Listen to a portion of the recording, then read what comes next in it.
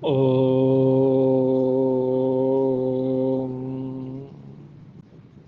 ఓం శ్రీ గురుభ్యో నమః. ఓం శ్రీ గణేశాయ నమః. ఓం శ్రీ కృష్ణ పరబ్రహ్మణే నమః. శ్రీమద్భగవద్గీత అథ ద్వితీయోధ్యాయః సాంఖ్యయోగः. ఓం శ్రీ గురుభ్యో నమః. శ్రీ కృష్ణ పరబ్రహ్మణే నమః. శ్రీమద్భగవద్గీత ద్వితీయోధ్యాయము సాంఖ్య యోగము శ్లోకము 36.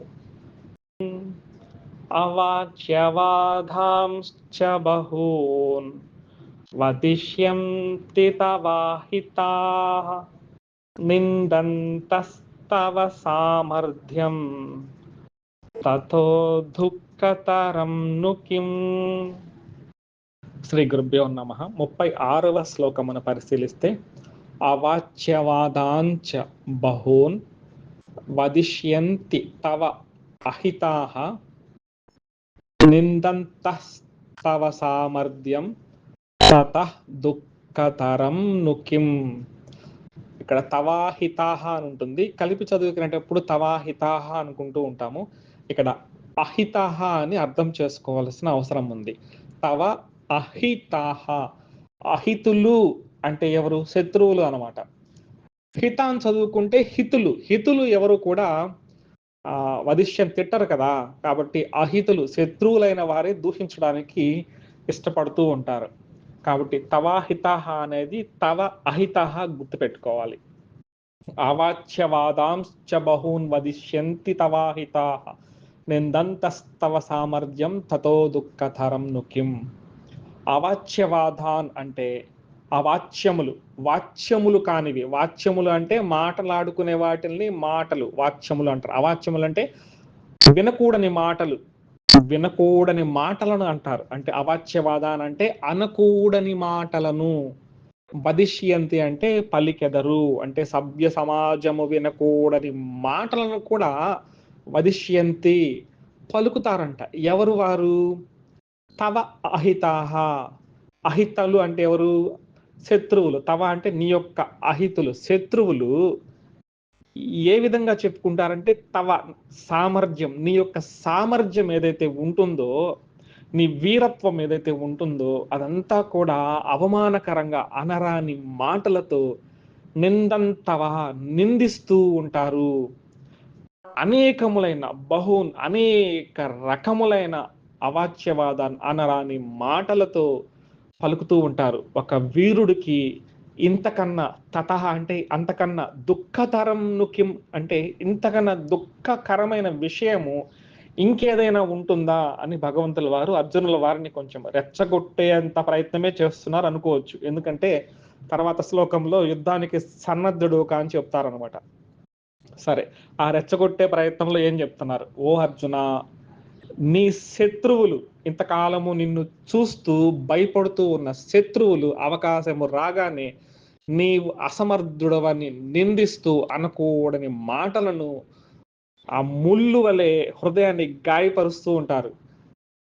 కాబట్టి ఇంతకు మించిన దుఃఖం ఏమైనా ఉంటుందా అనేసి ఇక్కడ కృష్ణ భగవానుల వారు అంటూ ఉంటారు. మనం సాధారణంగా అంటూ ఉంటాం, శరీరానికి గాయమైతే తట్టుకోవచ్చు కానీ మనస్సుకు గాయమైతే తట్టుకోగలమా అనేసి సాధారణంగా కవిత రూపంలో కొంతమంది రాస్తూ ఉంటారు. హృదయం ముక్కలైపోతే బద్దలైపోతే తిరిగి అతుక్కుంటుందా, అలాంటి పదప్రయోగాలు చేస్తూ ఉంటారు కదా. ఈ మాదిరిగా శరీరానికి కలిగే దెబ్బ కొన్ని రోజులకి మానిపోతుందేమో, కానీ ఆ లోకులు కాకులై ఆ యొక్క ములుకులు వలె మాట్లాడే పలుకులు ఎంత బాధిస్తాయో కదా. బహుశా ఆ మహాభారత కాలం నుంచి కూడా ఈ సామెత ఉందేమో. లోకులు కాకులు, లోకులు కాకుల వలె పలుకుతుంటే ములుకుల వలె హృదయాన్ని తగులుతూ ఉంటాయన్నమాట. కాబట్టి భగవానుల వారు ఈ విషయాన్ని చెప్తూ ఉన్నారనమాట. ఓ అర్జున, ఈ యొక్క శత్రువులు ఎవరైతే ఉన్నారో వారందరూ కూడా నిన్ను ఈ విధంగా దూషిస్తూ ఉంటే ఇంతకన్నా బాధ ఏమైనా ఉందా అని అంటూ ఉంటాం అనమాట. అంటే క్షత్రియుడైన వీరుడికి ఈ విధమైన మాటలు చాలా బాధిస్తాయన్నమాట. ఇప్పుడు రామాయణంలో కూడా చూసినట్లయితే మనకు తెలిసిందే, రాముల వారిని అరణ్యానికి పంపించాలని కైకేయి అమ్మగారు పట్టుదల. అప్పుడు యుద్ధంలో వరం ఇచ్చారు కదా స్వామి, ఇప్పుడు ఆ వర ప్రకారం పంపించాలి అంటే ఆయన పంపించడానికి ఒప్పుకోడనమాట దశరథుల వారు. అప్పుడు ఒక చివరి అస్త్రాన్ని ప్రయోగిస్తారు కైకేయి అమ్మవారు. రఘువంశంలో పుట్టారు. రఘువంశంలో పుట్టిన వారందరూ కూడా సత్యవాక్య పరిపాలన పాటించిన వారు. ఇంతవరకు కూడా రఘువంశంలో ఉన్న వారికి మచ్చ లేదు. కాబట్టి ఓ పతి, ఓ స్వామి, ఓ దశరథ మహారాజా, ఇప్పుడు నాకిచ్చిన మాటను తప్పితే అది నువ్వు మాట తప్పినట్టు కాదు.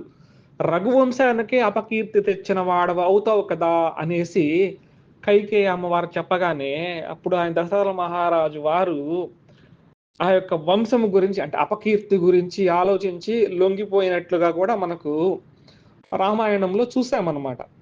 అలాగే కంసుల వారు మనకు భాగవతంలో ఆ యొక్క ఆకాశవాణి చెప్తూ ఉంటారు. దేవకి గర్భమున పుట్టే అష్టమ పుత్రుడు ఎవరైతే ఉంటారో అతని ద్వారా నీకు మరణము సంభవిస్తుంది అంటే వెంటనే కత్తి దూస్తాడు కదా ఆయన కంసుల వారు. అప్పుడు వసుదేవుడు బతిమలాడతారనమాట.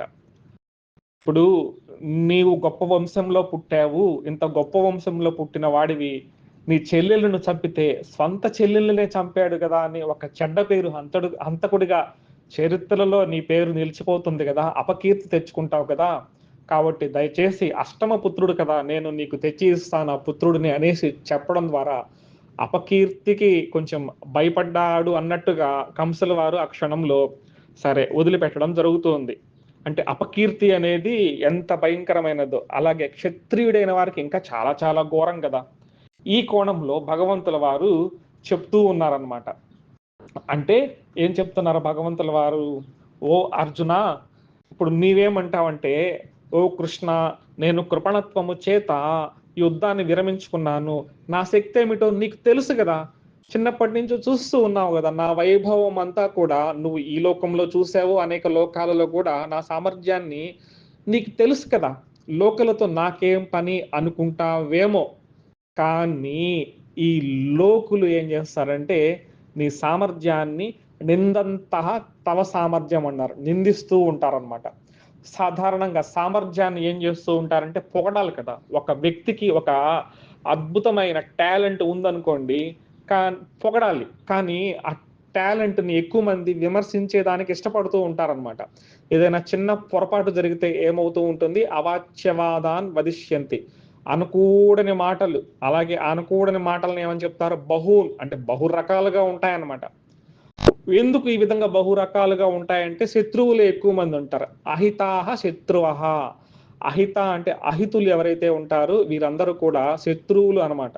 ఇప్పుడు నీ సామర్థ్యం నాకు తెలుసయ్యా అర్జున, కానీ వీళ్ళు ఏమనుకుంటారంటే నువ్వు ఇంతకు ముందు ధనంజయుడు అని పేరు గడించావు కదా. అంటే రాజసూయ యాగంలో రాజ్యాల మీద దండెత్తి ధనాన్నంతా వసూలు చేసి తీసుకొచ్చావు కాబట్టి ధనంజయుడు అన్నారు. నీ సామర్థ్యం నాకు తెలుసు, అందరికీ కూడా తెలుసు. కానీ సందర్భం మారిపోయింది కాబట్టి లోకులు ఏం చేస్తారంటే ఆయన ఏదో యుద్ధము చేశాడని మనం ఇన్ని రోజులు అనుకుంటూ ఉన్నాము, ఆయన యుద్ధము చేయలేదు, ఏమి చేయలేదు, పోయి అనేక రాజ్యాలకు జోలి పట్టుకొచ్చి అడక్కొచ్చుకొని ఉంటాడు అనేసి నీ సామర్థ్యాన్ని కించపరుస్తారు అనేసి లోకులు అంటారు. అలాగే శివుడితో యుద్ధం చేశాడు అనేసి పేరుంది నీకు, కానీ యుద్ధంలో పారిపోతే వీళ్ళందరూ ఏమనుకుంటారు? ఈయన శివుడితో యుద్ధము చేయలేదు, ఏమీ చేయలేదు, కథలు కథలుగా సృష్టించారు. నిజంగా శివులు వారితో యుద్ధం చేసిన వీరుడైతే ఈ యొక్క కురుక్షేత్రంలో నుంచి పారిపోతాడా? ఇదంతా ప్రచార ఆర్భాటమే కదా, కేవలం పబ్లిసిటీనే కదా ఈయన చేసుకునింది అనేసి లోకులు నీ సామర్థ్యాన్ని నిందిస్తారు. అలాగే ఉత్తర గోగ్రహణంలో విరాట పర్వంలో వాళ్ళందరూ కూడా ఆ యొక్క ఉత్తరం వైపు ఉన్న గోవులను గ్రహణం అంటే అపహరించినప్పుడు నీవు ఒంటరిగా వెళ్ళి ఉత్తర కుమారుని సహాయంతో వాళ్ళందరినీ ఎదిరించావు కదా. నువ్వు ఎదిరించావు. లోకం ఇంతవరకు ఏమంటూ ఉంది? ఒక్క అర్జునుడే ఈ యొక్క కౌరవ వీరులందరినీ కూడా ఎదిరించాడు అని గొప్ప సామర్థ్యవంతుడు అని పేరు గడించి ఉన్నావు. కానీ ఇప్పుడేమంటారంటే ఉల్టా అయిపోతుంది అనమాట. ఏమైపోతుంది? పాపం అర్జునుడు ఒక్కడే వచ్చాడు కాబట్టి కౌరవులు అంతా కూడా దయతలచి ప్రాణ భిక్ష పెట్టి వదిలేశారు. బతుకు జీవుడు అంట అర్జునుడు పారిపోయారు అనేసి వీళ్ళు అంటారు. ఆ రోజేదో మేము కౌరవులం అంతా మేము దయ తలిచి అర్జునుడిని వదిలి వేస్తే అర్జునుడు ఏం పబ్లిసిటీ చేసుకున్నాడు, నేనొక్కడనే కౌరవునంతా జయించాను అని పబ్లిసిటీ చేసుకుంటున్నాడు అనేసి నిజాన్ని అబద్ధంగా, అబద్ధాన్ని నిజంగా కూడా ఏమంటూ ఉంటారు, ఈ యొక్క పబ్లిసిటీ చేస్తూ ఉంటారు. ఎందుకు చేస్తుంటారు? అహితాహ, వారు నీ శత్రువులు కాబట్టి వీళ్ళ బహూన్ అనేక రకాలుగా ఇలాంటి మాటలు అంటూ ఉంటారు. నీవు స్వర్గలోకంలో ఊర్వశి అమ్మవారు వలచి వచ్చినప్పుడు నువ్వు తల్లిగా భావించావు కదా, ఇప్పుడు నువ్వు నీ యొక్క గొప్పతనాన్ని వాళ్ళు ఏమనుకుంటారు, వ్యతిరేకంగా ఆలోచన చేస్తారు. నువ్వు అసలు వీరుడివే కాదు అని, మగవాడివే కాదు అని, నువ్వు నపుంసకుడు వైపు అనేసి ఆ ఊర్వశి అమ్మగారు శాపం ఇచ్చారు. అందుకే ఆ ఒక విరాట పర్వంలో నపుంసకుడు అయ్యావు. ఏదో ఆ ఊర్వశి అమ్మగారిని కాళ్ళ వేళ బతిమలాడుకుంటే సరేలే పో, ఒక్క సంవత్సరము నువ్వు నపుంసకుడుగా ఉండు అని దయతలిచి ఆ యొక్క ఊర్వశి అమ్మగారు ఇచ్చినట్టుగా ఏమవుతారంటే నిజాన్ని కప్పిపుచ్చేసి వ్యతిరేకంగా మాట్లాడుతూ ఉంటారు. కాబట్టి నువ్వు ఈ యుద్ధము నుంచి పారిపోయిన వెంటనే నీ గురించి న్యూస్ ఛానల్స్‌లో బ్రేకింగ్ న్యూస్ వచ్చేస్తుందనమాట. ఏమని బ్రేకింగ్ న్యూస్ వస్తుంది? ఇప్పుడే అందిన వార్త, అర్జునుల వారు నిజంగా వీరుడేనా? ఇంతకాలము మనము అనేక రాజ్యాలు జయించిన వాడిగా అనుకుంటూ ఉన్నాము. దేవతలు జయించిన వాడిగా అనుకుంటూ ఉన్నాము. పరమశివుల వారిని యుద్ధం చేసినారనుకుంటూ ఉంటాము. ఇవన్నీ కేవలం ఆర్భాట ప్రచారములు మాత్రమేనా? బ్రేకింగ్ న్యూస్, అర్జునుల వారు యుద్ధం నుంచి పారిపోయాడు అనేసి వలువలు చిలువలుగా బ్రేకింగ్ న్యూస్ ప్రతి నిమిషానికి కూడా న్యూస్ ఛానల్స్ లో ప్రచారం చేస్తుంటారు. ఇంతేనా? రేపు రాబోయే వార్తా పత్రికలలో కూడా ప్రముఖంగా కూడా ఫ్రంట్ పేజీలో నీ ఫోటో వేసి ఇంతకాలము మనము భ్రమించామా, అర్జునుడు వీరుడు కాదా, భీరువా, భయపడి పారిపోయాడు అనేసి ఈ విధంగా పబ్లిసిటీ చేస్తారు. అంటే పతాక శీర్షికన అని చెప్తారు, అంటే ఫ్రంట్ పేజీలో వేస్తారనమాట.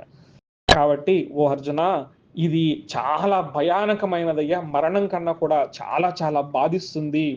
ఇంతకాలము శత్రువులు నిన్ను చూసి భయపడుతూ ఉన్నారు. అటువంటి శత్రువులు నీకు ఉన్న సామర్థ్యాన్ని వాళ్ళు లేనిదిగా చూపించి ఇదంతా కూడా నిందిస్తూ అనేకములైన అనరాని మాటలను అంటూ ఉంటారు. ఇది చాలా దుఃఖము కదా అనేసి భగవంతుల వారు లోక దృష్ట్యా చెప్తూ ఉన్నారు. నిజమే కదా, మనము ఇప్పుడు ప్రజెంట్ న్యూస్ ఛానల్స్ లో కూడా చూస్తూ ఉంటాము. నిజమైన విషయము ప్రతి ఒక్కరికి తెలుసు. ఇది ఏది నిజము అనేది ఒక నిజమైన విషయాన్ని, కానీ కొన్ని ఛానల్స్ వాళ్ళు కావాలని ఆ నిజాన్ని వ్యతిరేకంగా కూడా వ్రాస్తూ ఉంటారు కదా. మనం చూసినప్పుడు ఏంది అసలు ఈ ఛానల్ వాళ్ళు ఈ విధంగా రాస్తున్నారే అనేసి కూడా అనుకుంటూ ఉంటాం కదా. ఇదే విషయాన్ని గత 5,000 సంవత్సరాల క్రితమే భగవంతుల వారు ఎంత ఊహించి చెప్పారు చూడండి. లోకులు కాకులే పలు రకాలుగా అంటూ ఉంటారనేసి లోక దృష్ట్యా కూడా భగవంతుల వారు అర్జునుల వారిని ఎంత గొప్పగా యుద్ధానికి తీర్చిదిద్దుతూ ఉన్నారో. సందర్భం వచ్చింది కాబట్టి మనం అప్పుడప్పుడు వేదాల గురించి చెప్పుకుంటూ ఉంటాము. వేదాలలో ఎక్కడైనా యుద్ధం గురించి ఉందా, అసలు ఈ వేదాలలో ఏముంటుందని పరిశీలిస్తే మనము ఈ యొక్క భగవద్గీత ఉపనిషత్తులలో నుంచి వచ్చింది అని చెప్పుకున్నాం. ఉపనిషత్తులు ఎక్కడి నుంచి వచ్చాయి? వేద అంతములలో నుంచి వచ్చిందనమాట. సరే, వేదాలలో ఎక్కడైనా యుద్ధం గురించి ఉందా అంటే మనకు యజుర్వేదంలో అనేక మంత్రాలు ఉన్నాయి అసలు యుద్ధం గురించి. రాజైన వాడు ఎలా ఉండాలనేసి రాజకీయం గురించి అద్భుతంగా ఉంటుందన్నమాట. మనకు ఈ యొక్క యజుర్వేదంలో చాలా మంత్రాలు ఉన్నాయి. ఒకానొక మంత్రం మాత్రమే మనం చూద్దాము. ఏదత్తే రుద్రావసంతేన పరో మూజవతోతిహి అవతత ధన్వా పినాకావస కృత్తివాస అహిసన్న శివోతిహి అనేసి ఇది వేద మంత్రము. యజుర్వేదంలో ఉంటుందన్నమాట. అంటే ఇక్కడ ఏం చెప్పబడిందంటే, ఓ మానవులారా, మీరు అజాత శత్రువులే, అంటే శత్రురహితులే, రాజ్యాన్ని నిష్కంఠముగా పరిపాలన చేయాలి. ఇందుకోసం మీరు ఏం చేస్తారంటే సకల శస్త్రములను అస్త్రములను సేకరించాలి. సేకరించి దుష్ట శిక్షణము చేసి శిష్ట రక్షణము చేయాలి అనేసి ఇక్కడ చక్కగా మనకు వేదాలలో ఉంది. అంటే ఇక్కడ ఏం చెప్తున్నారు? దుర్జనులైన వారిని, శత్రువులని సంహరించాలి, మంచి వారిని రక్షించాలి అనేసి చక్కగా వేదాలు, యజుర్వేదంలో అనేక మంత్రాలు ఉంటాయన్నమాట. ఈ విధంగా మనం ఒకటి మాత్రమే చెప్పుకుంటూ ఉన్నాము. ఈ విధంగా మీరు సుఖవంతంగా ప్రజలను పాలించాలని చెప్పబడి ఉందన్నమాట. కాబట్టి యుద్ధము, ధర్మ యుద్ధము అనేది ఖచ్చితంగా చెయ్యాలి అనేసి భగవంతుల వారు ఆధ్యాత్మిక దృష్ట్యా చెప్పారు, ఆత్మ దృష్ట్యా, ధర్మ దృష్ట్యా చెప్పారు, లోక దృష్ట్యా కూడా చెప్తూ ఉన్నారు. రాబోయే శ్లోకం ఇంకా అద్భుతంగా ఉంటుంది. ఆ శ్లోకం ఏంటో కూడా పరిశీలిద్దాం.